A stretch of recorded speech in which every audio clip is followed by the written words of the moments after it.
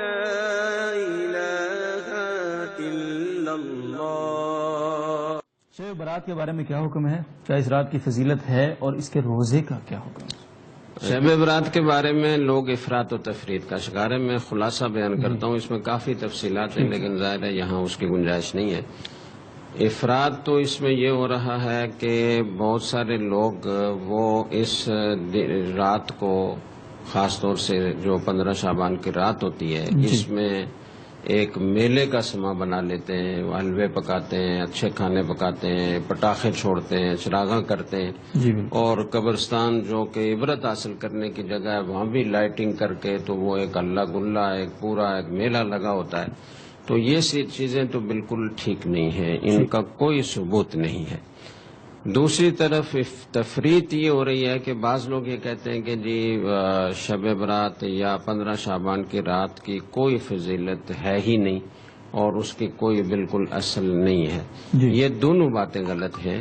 یہ جو چیزیں میں نے گنوائی ہیں ان کا تو کوئی ثبوت نہیں ہے اور یہ گناہ کے کام ہے، ان سے بچنا لازم ہے. ٹھیک ہے. لیکن نفس فضیلت 15 شعبان کی رات کی وہ ثابت ہے اور اس کے بارے میں بہت ساری احادیث ہیں. صحیح. کوئی 13 احادیث محدثین نے اس سلسلے میں ذکر فرمائی ہے. ان میں بعض صحابہ اکرام کے آثار بھی ہیں لیکن 10-11 احادیث ہیں جو مرفوع احادیث ہیں. ٹھیک. تو اتنی ساری احادیث میں جو مضمون بیان کیا گیا ہو، اس بارے میں ایک اصول یہ ہے کہ اگر کوئی روایت فی نفسہ ضعیف بھی ہو تو اگر وہ متعدد طرق سے اگر مروی ہے تو اس تعدد طرق کی وجہ سے اس کو تقویت مل جاتی ہے اور کبھی کبھی وہ روایت حسن درجے تک پہنچ جاتی ہے. اور اگر وہ روایت سند کے اعتبار سے حسن درجے تک نہ بھی پہنچے تو اس میں جو مضمون ہوتا ہے وہ کم از کم حسن درجے تک پہنچ جاتا ہے اور وہ درست ہوتا ہے.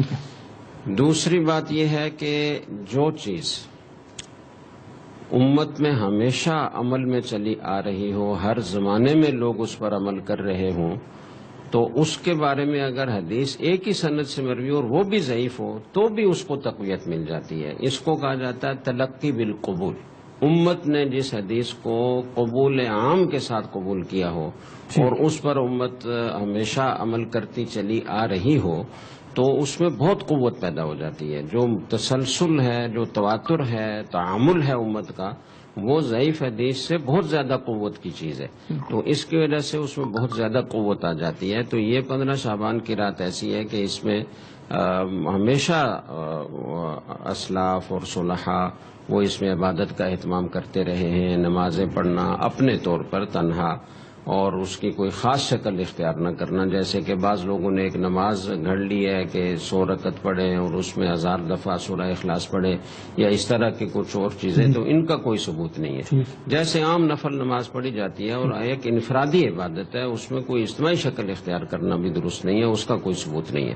تو اسلاف نے، صلحاء نے ہمیشہ عبادت کا اہتمام کیا. آپ نفل پڑھیں، تلاوت کریں، ذکر کریں، دعا کا اہتمام کریں.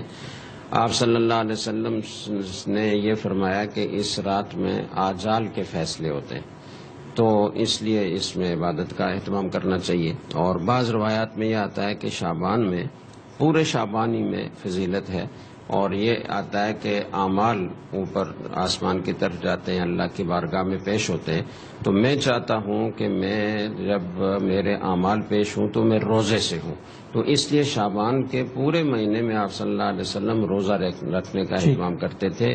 اس پر پہلے ایک کلپ اگر تیار کیا ہوگا تو آ بھی چکا ہے، میں نے تفصیل سے اس کو بیان کیا تھا کہ پورے شعبان میں روزے رکھتے تھے. پورے شعبان میں روزے رکھنے کا مطلب ہے، اگلے جملے میں اس کی تفسیر ہے کہ زیادہ تر مہینہ روزے سے گزرتا تھا. تھوڑے سے دن ایسے ہوتے تھے کہ جس میں آپ روزہ نہیں رکھتے تھے. تو اس لیے اگر رات کی عبادت کا اہتمام کیا جائے تو یہ بہت اچھی بات ہے، فضیلت کی چیز ہے. عام راتوں سے اس میں فضیلت موجود ہے اور متعدد احادیث سے اس کا ثبوت ملتا ہے. بلکہ بعض حضرات نے ان میں سے بعض روایات کو بالکل معتبر بھی قرار دیا ہے. امام بہقی رحمہ اللہ تعالی نے ایک مرسل روایت ذکر کی ہے اور اسے مرسل جید کہا ہے. اسی طریقے سے بعض روایات کے سارے رجال ثقہ ہیں اور ایسے ہی بعض دوسری روایات ہیں کہ جن میں صرف ایک راوی وہ غیر ثقہ ہے، لیکن غیر ثقہ کا مطلب یہ نہیں ہے کہ وہ بالکل ضعیف ہے اور ناقابل اعتبار ہے، تو اس روایت کو بھی حسن درجے کا قرار دیا گیا ہے۔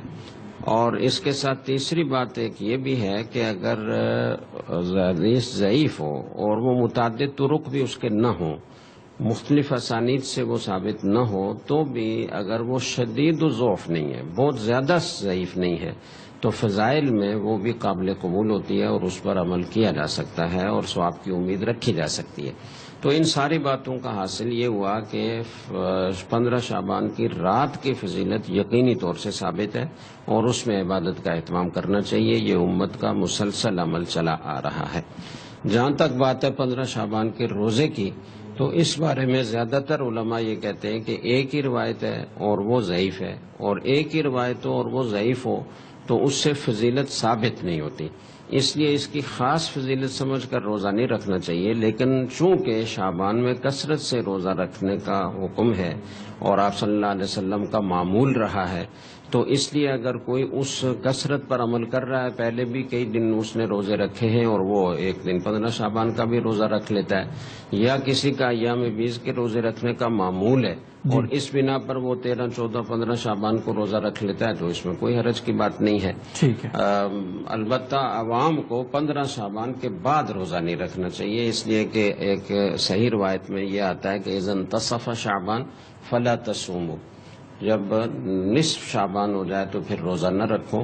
آپ صلی اللہ علیہ وسلم تو نصف کے بعد بھی رکھتے تھے، لیکن آپ کو قوت حاصل تھی اور آپ کے لیے روزہ رکھنے میں کوئی کراہت نہیں تھی، ضعف لاحق ہونے کا اندیشہ نہیں تھا، آپ کو روزہ رکھنے کی عادت تھی۔